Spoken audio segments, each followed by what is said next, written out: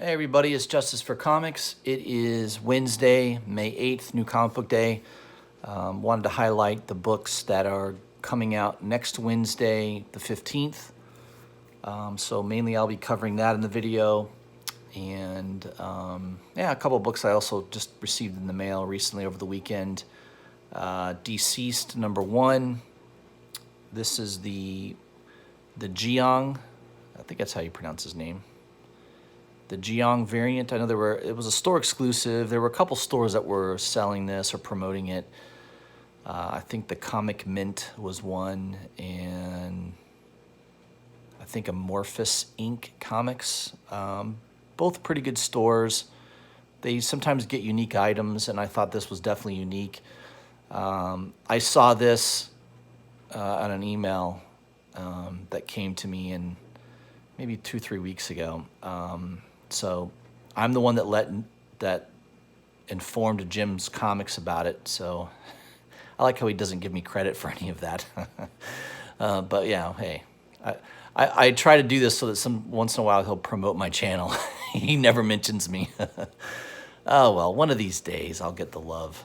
But yeah, Jim's Comics highlighted this, and I think right after he did the video, it's sold out. So. Yeah, I mean, it was only like $15. I read the story of Deceased #1. I really thought it was good. I mean, it kind of is like Marvel Zombies, right? I don't think any of this is gonna, obviously it's just like an Elseworld story. It's a 6-issue limited series, and I like it better than Marvel Zombies. I mean, it kind of has that same type of feel to it. It's kind of a cool concept on the origin of the infection that basically zombifies everybody. It's just really cool. I really enjoyed the story. I thought it was excellent. It's a good first issue. It kind of sets the groundwork. I think this is going to be an amazing miniseries. So, I'm collecting the regular covers. I've got that coming here in my Midtown pre-order list. I think I'm getting that here in the next week or so. So I got the A and the B and the C cover, but so I didn't buy too many store exclusives. I know there were several. There's probably like 6 or 7 store exclusives on this issue. There's a lot, and this is the one that I thought that was the best. I don't know. It's just crazy. I mean, that is the craziest drawing of the Joker I think I've ever seen. So I don't know. Long term, this could be an iconic cover. Just like Detective 880, right? That's an iconic cover by Jock, and I think this Jiang guy is going places. I don't think he's done a whole lot of work in the industry. I think he's fairly new. I looked him up, and he's done some convention signings, and he's done some artwork here and there. But I think this is his first major gig, is doing some store exclusive on DC. So. Yeah, check it out if you find it online. I mean, I think you can still get it for like $25 to $30 online, which isn't too bad. Not as good as $15, but still a pretty good deal. The other one I got in the mail, I don't think I've shown this, is Blackest Night #7. This is the origin of the White Lanterns. This is the B cover. I like this cover much, much better than the A cover. The A cover has been on the CBSI hot list. There's been a lot of people talking about it, and it went from like a $5 book to $30 overnight. This one's going around $35 to $40, maybe a little bit more of a premium. It's like a 1 in 15 or a 1 in 10. I think it might be a 1 in 10. So a little harder to find than the A cover, and I think the cover is just way, way better. So that was the one I picked up anyways. All right, so jumping into the books that are coming out next Wednesday that I thought were worth highlighting and mentioning. Dark Horse. I've not been collecting this American Gods. I did collect one of the series, mainly because I like the cover artist, Glenn Fabry. He did all the Preacher covers, which that's one of my favorite comic book series ever, is Preacher. So I do like his cover artwork. I think he does a really good job. But I've not heard anything fantastic about this. Neil Gaiman is the writer, along with Craig Russell. I haven't heard anything outstanding on it. and so that's maybe why I'm a little hesitant to buy it. But probably is not going to be too bad if you got Neil Gaiman at least overseeing the writing. I don't know if he's doing all the writing. He's probably pushing a lot of it on Craig Russell. And then you got a B cover by Mac, which is kind of cool. So I'm still not in love with Midtown, their new format. I can't blow up the image quite as nicely as before, but it looks like they're sticking with it. So another one here that looks interesting, Joe Golem, Occult Detective Conjurers. It's kind of a long title. I think they could have done a better job with the title. Kind of an interesting A cover. Sounds like this is kind of an occult detective story. Joe Golem is dead, or is he? Simon Church is fading fast in the city above, and Molly is held captive by Dr. Cockatow's Gasman. I don't know how to pronounce that. I don't know. That might be worth taking a look at. I'm trying to go back here. There we go. And then there's another new issue, Last Stop on the Red Line. Cover looks nice. And they're getting into, let's see, it's a detective investigates a vicious strangling on a Boston subway car with no feasible leads. A potential evidence produces dead ends. The detective takes in a vagrant named Yusuf, who may have a supernatural connection to the crime at hand. So kind of a detective story. That might be interesting. Yep, I'm having a little bit of a problem loading there. Okay. I think that was it for Dark Horse that I thought was interesting. Moving on to DC. Aquaman, you've got a nice Middleton cover. Although I noticed the Middleton covers are sort of not as hot as they once were. I think last year you had a couple really good Middleton covers that were pretty hot. He's still doing pretty good work. I mean, this is a nice cover, but you just don't see the attention, the heat on it like there was. Batman, I kind of dropped Batman. I think 68 was the last issue I collected. I've just not been liking Tom King's writing on it. They keep changing the artist all the time. I'm kind of protesting Batman.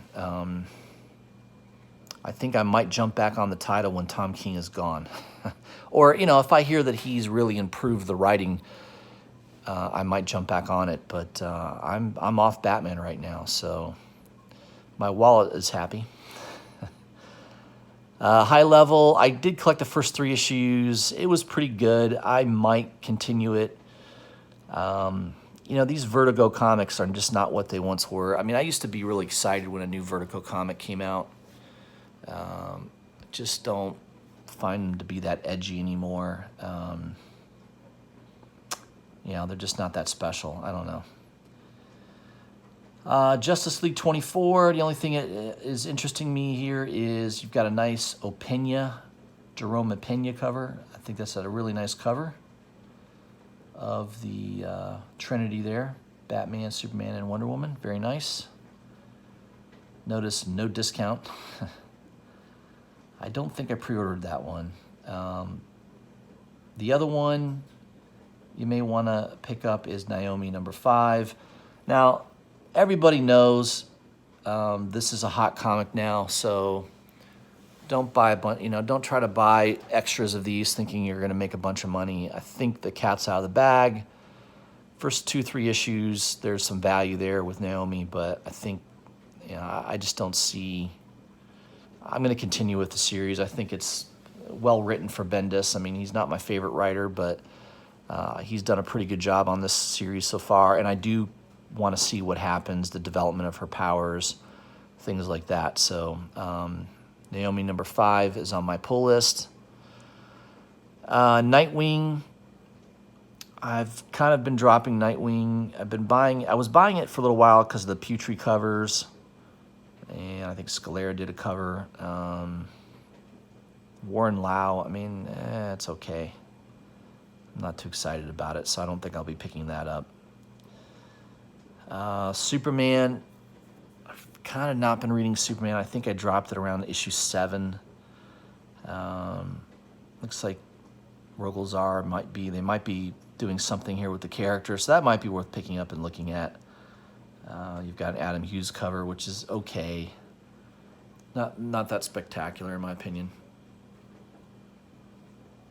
All right, moving down the list. Teen Titans number 30. This is the conclusion or the epilogue of the Terminus Agenda. I've read most of the Terminus Agenda issues. I like Deathstroke. I think anytime he's involved with the Teen Titans, I think it makes the story a little bit more interesting based on the past history. I do like the new Robin. He's a badass. And I just, I think it's pretty good. I think it's a good series to pick up. I like the A cover better than the Garner cover. I mean, this is okay. I just think the A cover is way better. So that one I think might be worth picking up. And I think that's it for DC. You just got hardcovers and trade paperbacks. Dynamite Entertainment. I went through that. I didn't see anything there. Betty Page, Battlestar Galactica, James Bond. I don't know. Kiss, The End. I think I've been picking up some of these Virgin covers by Sayer. I mean, that's really, really cool. I think last year, Kiss, one of the issues of Kiss had a really, really cool Stuart Sager cover. It was a Virgin, and I bought it for $10 or something, and it shot up to 40. And it's a pretty rare book. I mean, I don't know what the print run on these are, but they're pretty low. Don't know if they're going to sell out or not, but usually that Virgin Sayer cover sells out of all the issues of Kiss. So, the interior of the comic book isn't that great. I read the first issue of Kiss, The End, and it's nothing fantastic in my opinion. I liked it I basically bought it for the cover. Okay, moving on. IDW. I don't think there was anything in there that really caught my eye. Yeah. Same thing with Image. I'm debating whether to pick up issue number 2 of Fair Lady. I've got Fair Lady number 1 coming, I think, this week in my pull list, my preview order, or my pre-order list. So I kind of want to read that first before committing to buying issue number 2. But of the 2 covers, I think I like the A cover a little bit better. B cover is just okay. The B cover I thought was really good on the first issue, and that's the one I picked up. So I may or may not pick that up. Gideon Falls, number 13, definitely a must-buy for me. Jeff Lemire is one of my favorite writers. Artwork by Sorrentino is awesome. If you're not buying Gideon Falls, I highly suggest that you do. I think this is one of the best written comic books on the market right now, by far, is Gideon Falls. So I can't endorse it with higher praise than that. And, of course, they don't show you the B cover, which is typical of Midtown. Kick-Ass, I've not been collecting. Little Bird, I'm not collecting. Low, I quit collecting that around issue 10 or 12. Oblivion, I think I only picked up the first 2 issues of Oblivion, and I thought it was boring. Port of Earth, I think I picked up the first 2 issues, same thing. Skyward, I did collect through issue 10, and I don't know, it just kind of dragged a little bit. I think if they had sped up the plots, I might have stayed on it more, but I thought it was pretty good overall. I like the concept of the book. I just decided to drop it. I don't know, I may go back to it at some point. We'll see. I think that was it for Image. Marvel...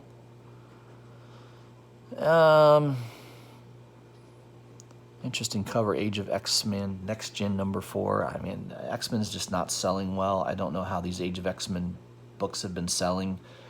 I'll have to do a video just on like how sales are going on Comic-Con.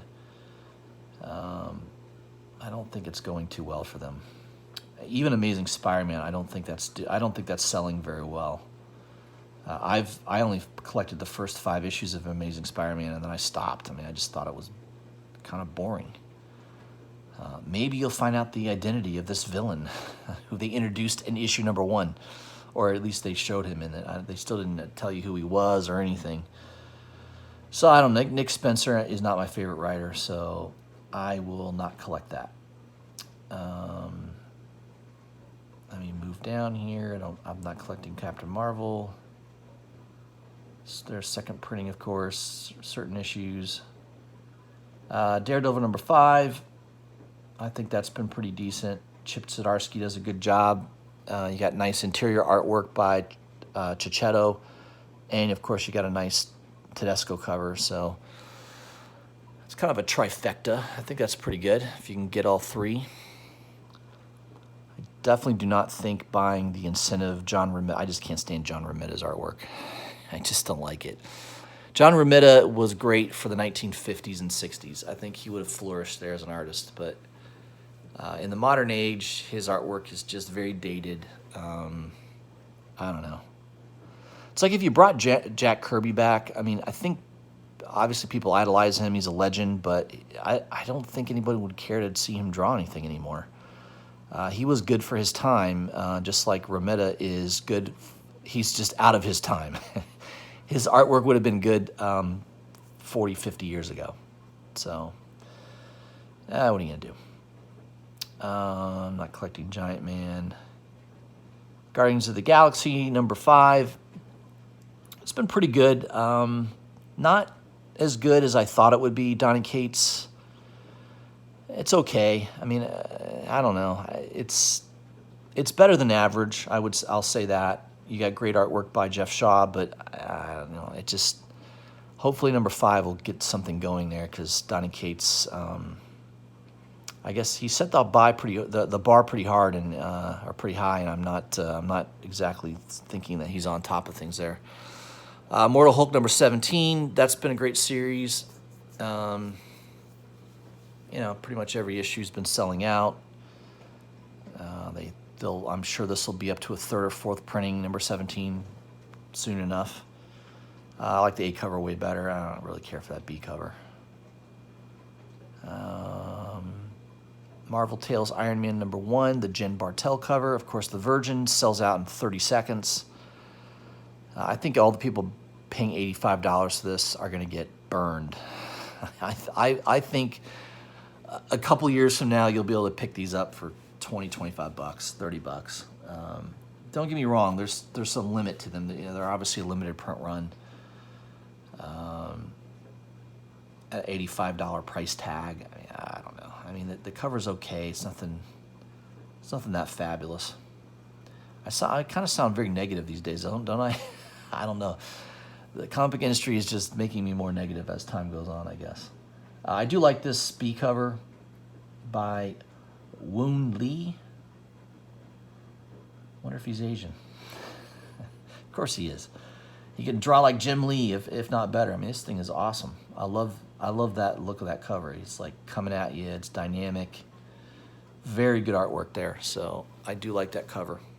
But of course, it'll be printed on cheap Marvel paper. It'll be the same quality. The cover will be the same quality as the interior pages, even though it's got a beautiful cover. Spider-Man Life Story number 3. I've been picking that series up. That's on my pre-order list. I've been enjoying it. I think Chip Zdarsky is the only really good Spider-Man writer right now, and I'll pretty much pick up what he's doing. So I'm looking forward to reading that. Star Wars, got a nice Gerald Perel cover. I like that cover. But I stopped buying Star Wars back in the 30s, issue number 30 or something. So, not really on top of Star Wars these days. I think that's it for Marvel. There's nothing really else there that I felt like I had to buy. I mean, this is kind of a nice Hildebrandt cover. 1 in 25 incentive. It's okay. But, nothing that's screaming out to me that I've got to purchase. So that was it from Marvel for me. Independence is real light. I didn't see anything on the independent side that was really, really good. I don't know much about this Aberrant Season 2, number 2.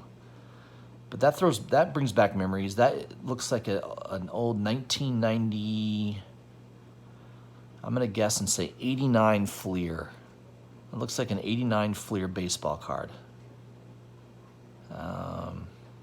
I remember because I was going after King Griffey. I think King Griffey was the rookie that year. I was trying to buy all his baseball cards. There was a brief amount of time where I collected baseball cards. Boy, was that a mistake. A lot of those things did not hold their value, right? If you just print the crap out of something, that's what happens. Hey, for all you liberal fans, this might be one of your heroes, Alexandria Ocasio-Cortez.